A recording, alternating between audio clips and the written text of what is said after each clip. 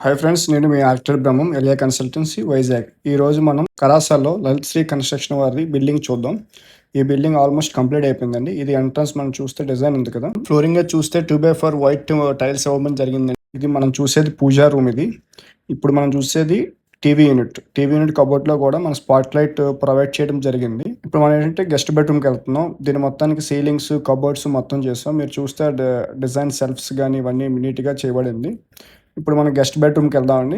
ఇది guest bedroom. ఇది మనకి చాలా లావిష్గా, లగ్జరీగా వచ్చింది. కిటికీ కింద కూడా కబోర్డ్ చేయడం జరిగింది. అది వార్డ్రోబ్స్ అన్ని కూడా మనం అల్యూమినియం చేయించడం జరిగిందండి. విండోస్ ఫ్రేమ్స్ అన్ని గ్రానైట్ ఇవ్వడం జరిగింది. ఇప్పుడు మనం మాస్టర్ బెడ్రూమ్కి వెళ్దాం. మాస్టర్ బెడ్రూమ్ చూస్తే కొన్ని అన్ని రూమ్లు కానీ పెద్ద రూమ్ వస్తుందండి. మీకు అక్కడ dressing mirror, cupboard with attached toilet కూడా ప్రొవైడ్ చేయడం జరిగిందండి. ఇది మనకి అటాచ్డ్ టాయిలెట్. ఇది ఏంటంటే కామన్ టాయిలెట్ అండి. 2 బెడ్రూమ్ కలిపి కామన్ టాయిలెట్ ఇది.